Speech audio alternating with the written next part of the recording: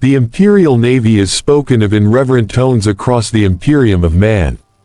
To the billions who will never leave their polluted hive cities or famine-scarred agri-worlds, it is a symbol of power, order, and divine purpose. Vast warships patrol the void like steel gods, bearing the emperor's will across the stars. From afar, it looks glorious. From afar, it looks clean. From afar, it looks like salvation. But the truth of the Imperial Navy is not found in banners or victories. It is found in the lives quietly broken inside its hulls, lives that vanish without record, without mourning, and without meaning beyond function. To serve in the Imperial Navy is to surrender your future the moment you step aboard. Not metaphorically, literally. Time itself becomes an enemy. Days blur into cycles of labor and exhaustion. Years pass without seasons, without skies, without the simple certainty of standing on real ground. For many, the first time they see the stars is also the last time they see anything that feels like freedom. The void does not inspire wonder for long. Eventually, it becomes a cage, endless, silent, and inescapable. The Imperium teaches that service is honor, that sacrifice is holy, and that suffering is proof of loyalty. Those lessons are drilled deep, because without them, the truth would be unbearable. The truth is that the Imperial Navy does not care about the individual sailor.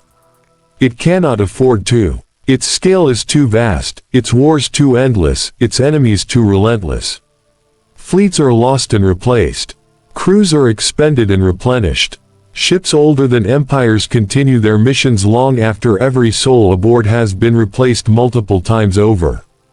In such a system, a single human life is not a tragedy. It is a resource. Most who enter the Navy do not do so out of devotion. They come because they are conscripted, or because the alternative is worse. On dying worlds, the Navy represents food, shelter, and a chance, however slim, to escape a life already marked for early death. Recruiters speak of honor and advancement, of seeing the galaxy, of becoming part of something greater than yourself. They do not speak of the darkness between the stars, or the way isolation gnaws at the mind. They do not speak of the ships themselves, vast, decaying labyrinths where entire decks are forgotten and entire generations live and die without ever seeing an officer's face. From the outside, an Imperial warship is a weapon. From the inside, it is a prison city in constant decay. Its corridors are cramped and unlit, its air recycled until it tastes of rust and oil, its walls layered with centuries of uncleaned residue and prayer scripts. Many crew members will never see more than a fraction of the vessel they serve on. They will be born, work, age, and die within the same few decks, performing the same single task day after day because the ship demands it and the Navy allows nothing else. Sleep is rationed. Food is measured. Privacy does not exist. Every moment of weakness is watched for signs of heresy or failure. Fear is not a side effect of service, it is the foundation. Fear of officers, fear of punishment, fear of the warp, fear of making a mistake that costs lives and earns execution. And above all, fear of being noticed for the wrong reason, because attention in the Imperial Navy rarely leads to reward. More often, it leads to discipline, or reassignment, or disappearance. Yet the most cruel aspect of naval service is not the brutality. It is the monotony, the endless repetition of labor performed not for personal survival, but for the survival of a machine that does not know your name. Days pass without event, broken only by drills, inspections, and prayers. Then, without warning, everything changes. Alarms scream. The ship shudders. Void combat begins. And in those moments, sailors die by the thousands, burned, vented into space, crushed by collapsing bulkheads, often without ever knowing what killed them. When the battle ends, if the ship survives, there is no time to grieve. The dead are counted only if their absence disrupts function. Entire sections are sealed off, written off as losses, and the surviving crew are reassigned to fill the gaps. New orders arrive. The fleet moves on. The Navy cannot afford to pause, because the galaxy is always burning somewhere else. This is the broken life of the Imperial Navy. A life defined not by heroism, but by endurance. Not by triumph, but by survival measured in borrowed time. It is a life where faith replaces hope, where obedience replaces choice, and where the greatest mercy is often a quick death. And yet, despite all of this, the ships continue to sail. The guns continue to fire. And billions continue to serve, because the Imperium demands it, and because there is nowhere else to go. This is not a story of glory. This is a story of what it costs to keep the stars under human control. Before the chains close, before the void strips away all illusion, the Imperial Navy is sold as a dream. Across the Imperium's countless worlds, its image is carefully crafted, polished by propaganda, hymns, and official histories. Massive warships are portrayed as symbols of divine order, their crews as chosen servants of the Emperor's will. To those living under collapsing hab blocks, choking on industrial smog, or counting ration slips to survive another week, the Navy appears not as a sentence but as an escape. A way out, a chance to matter. The Imperium understands something fundamental about human desperation. When life is already unbearable, almost any alternative can look like salvation. Recruiters do not need to lie outright, they only need to omit the truth. They speak of steady meals, structured lives, and the honor of serving humanity among the stars. They promise belonging in a galaxy that has abandoned most of its people. And for many, that promise is enough. Because when your world has already broken you, the idea of becoming part of something vast and eternal feels like purpose. What those recruits are never told is that the Navy does not elevate the individual, it erases them. The uniform replaces identity. Rank replaces name. Function replaces humanity. From the moment a sailor is assigned a duty station, their existence narrows to a single task repeated endlessly because the ship requires it. The Navy does not care who you were before. It cares only that you continue to perform, quietly and efficiently, until you can no longer do so. At first, most believe they can endure. The early days are filled with rigid structure and relentless discipline, but also with the belief that endurance will be rewarded. That good service will lead to advancement. That loyalty will lead to recognition. This belief is not foolish, it is necessary. Without it, morale would collapse entirely. But the truth is far harsher. Advancement is rare, recognition is fleeting, and loyalty is assumed, not rewarded. The Navy does not thank its sailors for surviving. Survival is simply expected. The greatest deception is the idea of choice. Sailors are told they serve willingly, yet every aspect of their existence is controlled. Where they sleep, when they eat, how long they work, what they believe, even their thoughts are monitored, because doubt is considered a form of weakness, and weakness is a threat. Over time, many stop thinking in terms of years or futures. They begin to think only in shifts, rotations, and orders. Time becomes something that happens to other people. And still, the Navy calls this honor. It calls this duty. It teaches that suffering is proof of faith, and that endurance brings one closer to the Emperor's light.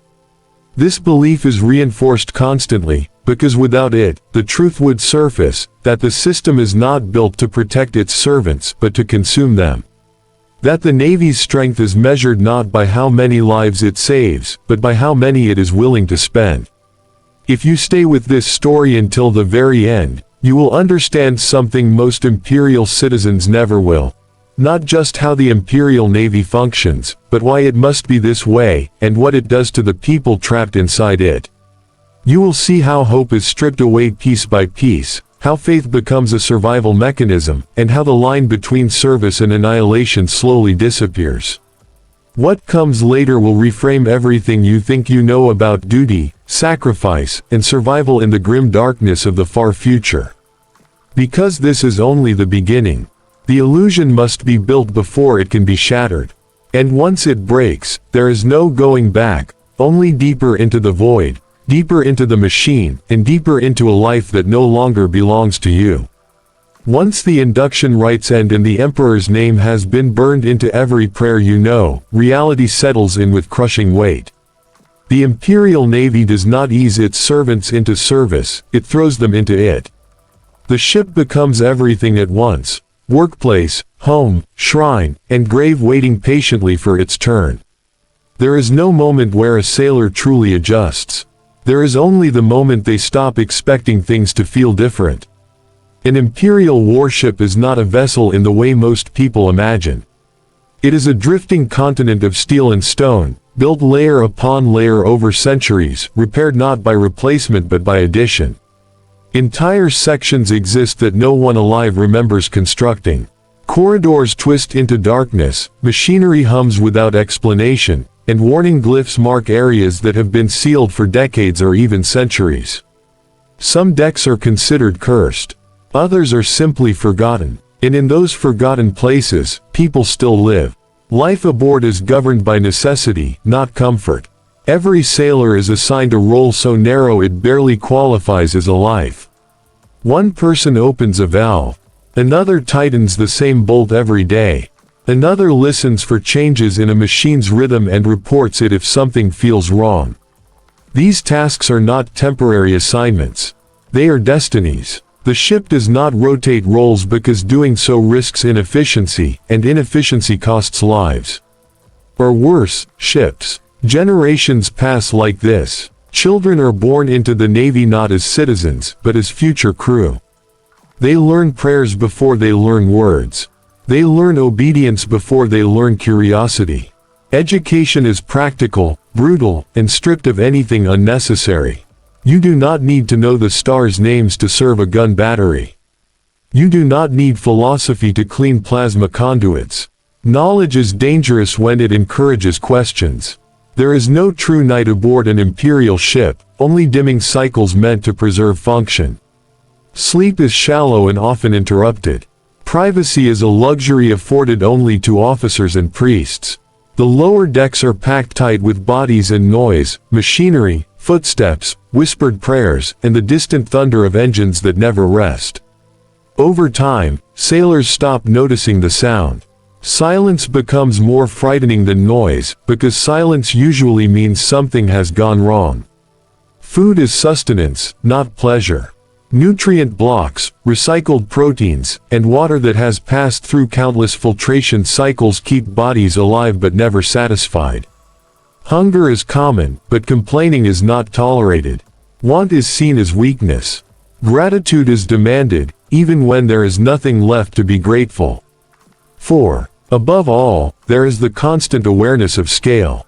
No matter how hard you work, how faithfully you pray, or how many years you endure, the ship does not notice. The fleet does not notice. The Imperium does not notice. You are a fraction of a fraction, one cell in a body so vast it cannot feel pain the way humans do. And slowly, subtly, that truth reshapes the mind. Some sailors cling to hope anyway. They believe they will earn transfer, promotion, or discharge. They count years that may not exist. Others abandon hope entirely and find peace in routine, surrendering themselves fully to the rhythm of duty. Both paths lead to the same place: acceptance that the Navy is not something you serve temporarily, it is something that owns you. And just when the monotony becomes unbearable, when the days blur together so completely that memory itself feels unreliable, the alarms sound. Red lights flash. Orders echo through rusted speakers. The ship changes posture, like a predator awakening. In that instant, every sailor understands the truth they have been avoiding. The Navy was never meant to give them a life. It was meant to spend one. It is not loyalty. It is not pride. And it is certainly not kindness. The Imperial Navy survives on discipline so absolute that it reshapes the human mind. Aboard these warships, obedience is not encouraged, it is enforced with a brutality designed to erase hesitation entirely. Orders are not discussed, they are executed. Failure is not corrected, it is punished, publicly and decisively, so that everyone watching understands the cost of disobedience. Discipline in the Navy is not about justice. It is about control. Infractions, no matter how small, are treated as threats to the whole. A missed shift, a slow response, a moment of doubt, Each one is a crack in the machine, and cracks are sealed with fear. Punishments range from beatings to confinement, from ration denial to execution. In the most severe cases, offenders are converted into servitors, living tools stripped of identity and turned into reminders of what happens when a human fails the emperor. These punishments are never hidden. They are spectacles. Sailors are forced to watch their peers suffer so that the lesson burns deep. Mercy is rare, not because officers are cruel by nature, but because mercy creates uncertainty. And uncertainty kills ships. The Navy would rather rule through terror than risk hesitation in battle, where a single second can doom tens of thousands. Above this system of fear stands faith. Not as comfort, but as reinforcement. Every corridor bears litanies. Every shift begins with prayer. Every machine is treated as sacred, not because it deserves reverence, but because ritual replaces understanding. Sailors are taught that machines work because the emperor wills it, and that failure is a sign of spiritual weakness. This belief serves a purpose. It redirects frustration away from the system and inward, turning suffering into a personal moral failing. The emperor becomes more than a god. He becomes an explanation for everything. When systems fail, it is because faith faltered. When crewmates die, it is because their sacrifice was required. When entire decks are lost, it is because humanity must endure. This belief keeps sailors from asking the most dangerous question of all, whether any of it could be different. Officers exist in a different world entirely. They live above the lower decks, physically and socially separated from the masses they command. Many are born into their positions, inheriting authority rather than earning it. To the crew, they are distant figures, issuing orders through intermediaries and Vox systems. This distance is intentional. Familiarity breeds empathy, and empathy weakens command. The system is designed so that officers can sacrifice thousands without ever seeing their faces. Resentment simmers constantly below, but it is never allowed to surface. Informants are everywhere. Commissars and political officers monitor morale, watching for signs of dissent or despair. Conversations are careful. Friendships are cautious. Trust becomes a liability. The greatest crime aboard an imperial ship is not failure, it is doubt expressed aloud. And yet, despite the fear, the prayers, and the punishments, the system works. Ships fight. Fleets hold the line. Humanity survives another day. This is the uncomfortable truth at the heart of the Imperial Navy. Its cruelty is effective. It grinds people down, breaks them, and rebuilds them into components that function exactly as required. By the time a sailor truly understands this, it is already too late. The uniform has replaced their identity. The routine has replaced their will. And the idea of life beyond the ship feels as distant and unreal as the stars they were once promised they would see. Void combat is the moment when every life finally collapses. It is not heroic. It is not cinematic. It is terror stretched across hours, sometimes days, where death arrives without warning and without meaning. When battle begins, most of the crew will never know who they are fighting, where the enemy is, or whether victory is even possible. They will only know that the ship is shaking, the alarms are screaming, and the air itself feels like it might vanish at any second. Orders come down through distorted Vox channels, stripped of context and mercy. Brace. Seal bulkheads. Maintain output. Damage control teams are dispatched not to save lives, but to keep systems running. Fires rage in sealed compartments while crew members on the other side are ordered to hold position, listening to screams fade as oxygen runs out. No one questions these commands, because questioning wastes time, and time is the only thing the Navy cannot spare. Most sailors never see the enemy weapon that kills them. They feel it instead, a sudden impact, a pressure change, a flash of heat, or the violent pull of decompression. Entire decks can vanish in seconds, vented into the void along with everyone inside. There is no burial. There is no final prayer. The void takes them, and the ship moves on. For those who survive, the battle does not end when the guns fall silent. Damage assessments begin immediately. Casualties are recorded only if they affect performance. If a section is destroyed but the ship still functions, it is marked as an acceptable loss. Survivors from other areas are reassigned to replace the dead before the blood has even dried. Grief is considered dangerous. Mourning is indulgent. The Navy teaches that attachment is a weakness, because anyone you care about can be erased in an instant. Victory offers no relief. A ship that survives a major engagement is often barely holding together, its hull scarred, its systems unstable, its crew exhausted beyond reason. And yet, there is no rest. Repairs are made while the ship is already moving toward the next engagement. Sleep is skipped. Rations are reduced. The survivors are expected to perform as if nothing has changed, because in the eyes of the Imperium, nothing has. This is when the mind begins to fracture. Sailors replay moments they could not change, the sound of tearing metal, the sudden absence of crewmates who were standing beside them seconds earlier. They learn not to ask questions like why they lived and others did not, because there are no answers that make sense. Instead, they cling to routine, to prayer, to anything that creates the illusion of order in a universe that clearly has none. Void combat strips away every remaining fantasy. It teaches the final lesson of the Imperial Navy, that survival is not a reward, only a delay. You live not because you were brave or skilled, but because the ship still required you afterward. And the moment it no longer does, you will be discarded just as quietly as the thousands who came before you. And when the next alarm sounds, you will report to your station without hesitation, because fear, faith, and exhaustion have done what they were designed to do. They have turned you into something that endures. After enough battles, after enough losses that blur together into statistics and sealed bulkheads, something inside the crew begins to erode. It does not break all at once.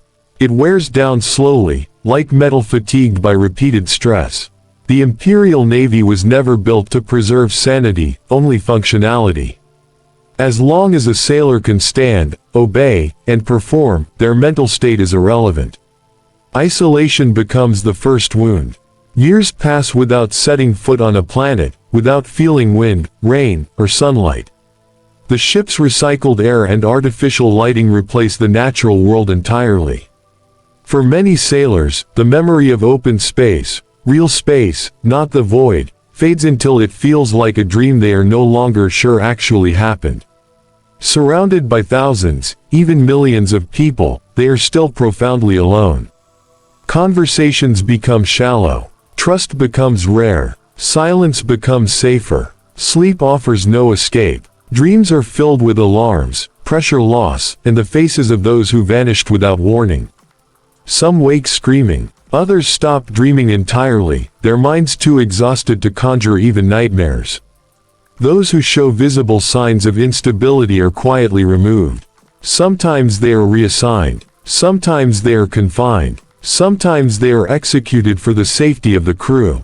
Mental weakness is treated as a contagious disease. There are whispers aboard every ship. Voices in the walls. Shapes glimpsed in peripheral vision. The constant proximity of the warp leaves its mark, even when the ship is not traveling through it.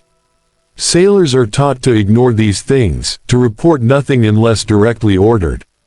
Acknowledging fear gives it power, and power invites corruption. Paranoia becomes second nature. Everyone watches everyone else, not out of malice, but out of survival instinct. Commissars and internal security officers monitor behavior relentlessly. A sudden change in attitude. A loss of faith. A question asked at the wrong time. Any of these can mark someone as a risk. Friends distance themselves from the unstable, because association can be fatal. Bonds that once offered comfort dissolve under the weight of suspicion. In the Imperial Navy, even companionship is dangerous. Some sailors find coping mechanisms. They repeat prayers until the words lose meaning. They cling to rituals so rigid they replace thought entirely. Others embrace numbness, shutting down emotionally to avoid the pain of constant loss. A few attempt to resist, to remember who they were before the Navy, but these attempts rarely end well. Memory itself becomes a liability when it reminds you of everything you have lost. The ship does not slow. It does not care. It continues its patrols, its engagements, its endless cycles of readiness and destruction. And within it, millions of minds slowly fracture in silence, held together only by duty and fear. This is the cost of maintaining humanity's dominion over the stars, not paid in victories or territory, but in the quiet collapse of the people who make it possible. By the time a sailor realizes they are no longer whole, the Navy has already decided that it does not matter. There is a moment, every time an Imperial ship prepares to enter the warp, when even the most hardened sailors fall silent. It does not matter how many jumps they have survived. It does not matter how strong their faith is claimed to be. Everyone knows the truth, even if no one dares to say it aloud. Warp travel is not movement. It is exposure. And every exposure risks annihilation of body, mind, and soul. The Geller field is all that stands between the crew and a dimension that does not obey reason. It hums constantly during transit, a fragile barrier powered by ancient systems no one fully understands. Sailors are told it is reliable. They are told it is blessed. They are told to trust it completely. But they have all heard the stories, ships that emerged missing entire sections, crews found dead with no visible wounds, vessels that never emerged at all. Faith is mandatory because fear is unavoidable. Inside the warp, time loses meaning. Minutes stretch into hours. Days collapse into moments. Some sailors swear they have been trapped in transit for lifetimes, only to emerge and be told that no time has passed at all. Others experience the opposite, months gone in an instant, entire lives erased without warning. The mind struggles to cope with contradictions that feel real in the moment, and many never truly recover. Strange things begin to happen during long warp passages. Crew members vanish from locked compartments. Vox systems whisper voices that do not belong to anyone aboard. Reflections move when no one else does. Some sailors hear their names spoken by people long dead. Others see visions of home worlds they will never return to. Reporting these experiences is dangerous. Staying silent is safer. Silence becomes survival. Not everyone makes it through unchanged. Some emerge hollow, their emotions dulled, their eyes distant. Others become deeply devout, clinging to faith with a desperation that borders on obsession. A few are marked in ways that cannot be hidden, physical deformities, warped features, or inexplicable scars that appear overnight. These individuals are often removed quietly, their fates decided far above their station. The Navy does not tolerate reminders of how thin the barrier truly is. For the rest, warp travel leaves a residue. A lingering sense of being watched. A feeling that something followed them back. Sailors learn to suppress these thoughts, because dwelling on them leads to panic, and panic leads to scrutiny. The safest sailor is the one who appears unchanged, no matter what they have seen. When the ship finally returns to real space, there is relief, but it is fleeting. The stars look wrong for a while. Sounds feel too sharp. Reality itself seems fragile, as if it could tear open again at any moment. And then the routines resume. Stations are manned. Orders are given. The Navy moves on, pretending that nothing happened. But something always does. Every warp jump takes a piece of the crew with it. Not enough to notice immediately. Not enough to stop the machine. Just enough to ensure that, over time, no one aboard remains entirely human anymore. In the Imperial Navy, sacrifice is not celebrated, it is assumed. Ships vanish from fleet records every day, swallowed by the void, consumed by the warp, or annihilated in battles no one will ever remember in detail. Their names are archived, their losses marked as acceptable, and their absences absorbed into the endless statistics of war. There are no monuments for most of them. No ceremonies. No final words. Just silence, and a line in a ledger that confirms the Navy has already moved on. Sailors learn quickly that survival does not grant significance. Living through a battle does not make you a hero, it simply means you are still useful. Medals exist, but they are rare, and often awarded posthumously. Even when they are not, they change nothing. A decorated sailor returns to the same bunk, the same rations, the same orders. Recognition does not protect you from the next engagement, the next hull breach, or the next warp jump. It only reminds you that others did not make it. Replacement is constant. Fresh crews arrive to fill the gaps left by the dead, stepping into roles without ever knowing who held them before. They inherit tools stained with blood, stations haunted by absence, and routines shaped by losses they are not allowed to question. The ship does not pause to let them adjust. It cannot afford to. The war does not wait for grief. Over time, this cycle strips meaning from concepts like bravery and valor. Sailors stop thinking in terms of winning or losing. They think in terms of endurance. How long can they hold their station? How long before exhaustion or chance claims them? How long before their name becomes just another empty slot on a duty roster? The Imperium calls this necessary. And in a sense, it is. The scale of the galaxy demands it. Humanity's enemies are endless, merciless, and inhuman. To fight them, the Navy must be the same. Compassion slows reaction times. Individual worth complicates strategy. The system survives by ensuring that no one life ever matters enough to disrupt it. Some sailors accept this completely. They stop seeing themselves as people and start seeing themselves as components. There is a strange peace in this surrender. When you expect nothing, loss becomes easier to bear. Others resist, holding on to fragments of identity through memory, ritual, or stubborn defiance. These sailors burn brighter, but they burn out faster. Eventually, everyone reaches the same understanding. The Navy does not exist to create heroes. It exists to endure. And endurance, in this system, is built on the quiet destruction of the very people who make it possible. When a sailor finally disappears, through death, reassignment, or something far worse, the ship barely notices. Another body takes their place. The machine continues. And the galaxy keeps burning, indifferent to who paid the price this time. By now, the crew has learned that the Imperial Navy is not a protector. It is a machine, a living, breathing war engine that consumes everything in its path, including the people it carries. Duty is no longer a choice, it is the only way to exist without being destroyed.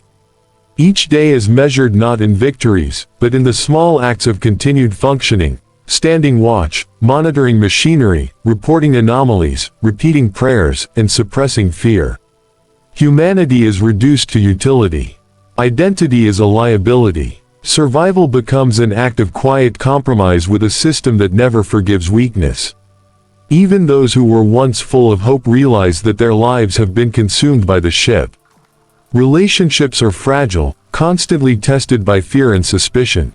Comrades are trusted only as far as necessity allows. Every bond is temporary, every friendship a potential risk. In a place where the line between life and death can vanish in an instant, emotional attachment is not just dangerous, it is fatal. Sailors develop coping mechanisms, compartmentalization, ritualized prayer, or total numbness. All are attempts to retain sanity in an environment designed to strip it away. The Navy does not slow down for reflection. There is no time for grief. Entire decks may be lost to combat, accidents, or the unpredictable warp currents, and the survivors are reassigned immediately. Their grief must be set aside because the machine cannot pause. Every sailor becomes a function, a cog, a moving part in a system far larger than themselves. Humanity is secondary. Utility is primary. And yet, paradoxically, this relentless consumption of lives creates something almost horrifyingly efficient. Sailors endure beyond what they believed possible. They perform despite exhaustion, fear, and trauma. They obey, not because they want to, but because failure is fatal and survival demands it. Faith and fear merge into a single, driving force that keeps the fleet moving. The machine does not care about bravery or heroism, it only cares that each part continues to function, no matter the cost. The ultimate truth emerges slowly, like the cold metal of a bulkhead pressing into a sleeping sailor. The Imperial Navy does not exist to protect or reward. It exists to last, and lasting demands the quiet destruction of the very people who make it possible. Every life is disposable, every loss is absorbed, every survivor is merely another tool. And the cycle continues, relentless, unbroken, and eternal. The breaking point comes not in a single moment, but in 1,000 small ones. A sailor endures years of monotony, isolation, fear, and grief, and then a single catastrophic event strips away the last illusions of purpose.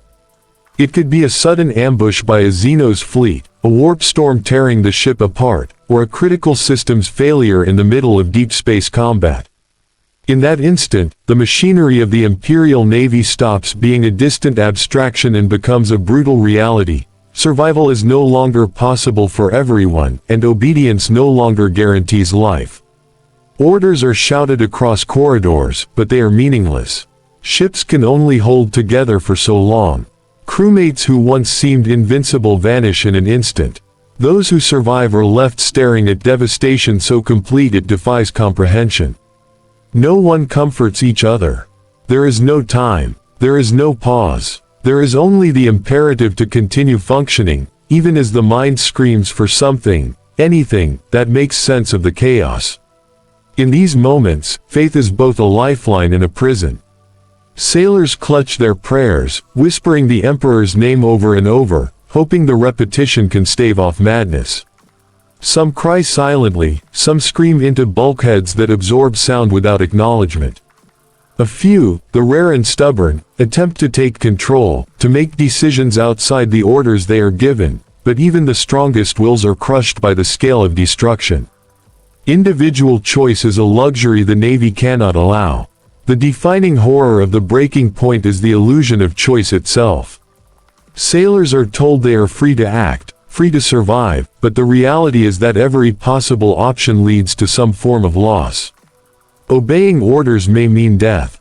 Rebellion guarantees execution. Attempting to save comrades risks the entire ship. Every action is a compromise, and every compromise is paid in blood. The choice exists only in the mind. In reality, survival and duty are indistinguishable. When the storm finally subsides, when the battle is over and the alarms fall silent, the aftermath is both grotesque and mundane. The ship is scarred, systems barely functioning, and yet the fleet demands it continue. The living move to replace the dead. Damage is assessed, repairs are made, and the Navy pushes forward as if nothing has happened. Those who survived carry the memory of catastrophe with them, silent and invisible, a burden they cannot share because there is no one left to understand it. In that silence, every sailor recognizes the immutable truth. In the Imperial Navy, existence itself is expendable, and the cost of survival is the slow erosion of everything that once made life meaningful. The machine does not pause, it does not mourn, and it does not care. And those who endure are left forever changed, shadows of the people they once were, bound to a life that belongs entirely to the ship. The truth of the Imperial Navy is that it does not remember. Ships are repaired, crews are replaced, and the machine moves forward as if nothing has happened. Names, faces, and entire stories vanish into the ledger of expendable lives. The dead are written off, the missing are forgotten, and the survivors, if they survive, return to their stations with no acknowledgement of what they endured. History does not pause to honor them, because the galaxy cannot wait. Every moment of reflection is a moment wasted, and in war, wasted moments are lethal. Replacement is instantaneous. Fresh crews arrive to man the broken decks, taking up roles that were once held by people who existed, who struggled, who died. They inherit the scars, the rituals, the routines, but never the memories. The old sail is sacrifices, their struggles, their endurance, none of it matters to the Navy, to the Imperium, or to anyone beyond the immediate system of survival. Each individual becomes a ghost, swallowed by the vast machine of humanity's war effort. Those who remain understand, eventually, that heroism is meaningless. Acts of courage or defiance are rarely rewarded, more often, they are overlooked or punished if they disrupt the system. Valor does not save lives, obedience sustains the machine. Survival itself is no reward, it is a quiet surrender to the reality that the Navy will continue with or without you. Individual significance is irrelevant, only functionality counts. Some sailors try to hold on to fragments of themselves. They write secret notes, maintain rituals, remember names, or whisper prayers to the dead. But over time, the weight of scale and repetition erodes even these small acts. Memory itself becomes a burden, a dangerous connection to humanity that can interfere with duty. Many stop remembering altogether, surrendering completely to routine. To endure is to forget. To survive is to unlearn who you once were. Ultimately, the Imperial Navy is not a protector, a home, or a force of honor. It is a machine that outlasts all individuals, consuming life and faith and hope, leaving only function. Lives are spent, histories erased, and yet the war continues. The cycle is eternal, ships repaired, crews replaced, battles fought, and names forgotten. The galaxy burns, indifferent, and the Navy moves on, relentless and unfeeling. This is the reality for anyone who serves among its ranks. It is not heroic. It is not noble. It is survival in its rawest, harshest form. And in understanding this, one finally sees the grim truth. The Imperial Navy does not exist for the people who serve it, they exist for the Navy. By now, the pattern is clear. The ship repairs itself, the fleet moves on, and new recruits fill the void left by those who were lost. Names vanish, faces are forgotten, and life aboard the ship continues exactly as it always has. The machine endures, indifferent to the individuals who sustain it. And in this endless cycle, the human cost is hidden not only from the Imperium at large but often from the sailors themselves, until the weight of it becomes impossible to ignore. Service is no longer a choice. It is surrender. Survival is no longer a reward. It is merely the opportunity to be consumed a little more slowly. Faith, discipline, and fear merge into one constant rhythm that drives the machine forward. Identity erodes until the individual becomes nothing more than a function, a moving part in an engine of war that does not care who operates it. Even hope is a dangerous luxury, because it can be snatched away in an instant, leaving emptiness that no amount of ritual or obedience can fill. Yet, despite all of this, the Navy persists. It endures because it must. Humanity faces enemies without number, threats that are merciless and unyielding. The galaxy is unforgiving, and the cost of survival is incomprehensible. The machine's longevity depends on the quiet acceptance of its crew that they are disposable, that their lives are secondary to the continuity of the Imperium's will. And in that acceptance lies a terrible power, the ability to continue when everything else has fallen apart. To serve in the Imperial Navy is to live in a state of constant compromise with reality. Every breath, every action, every prayer is a transaction, a small piece of humanity given up in exchange for another cycle of survival. The sailor learns to endure, to obey, to forget, and eventually, to accept that the Navy is not a home, a protector, or a place of glory. It is a machine. It is a relentless engine that consumes lives to preserve itself. And the people within it, though essential, are never more than tools, fleeting sparks in the void, forgotten the moment they are gone. And so the cycle continues. New recruits arrive, believing in glory and purpose. They are molded, disciplined, and tested. Some will endure, some will break, most will be forgotten, and the ship will sail on, forever, as it always has.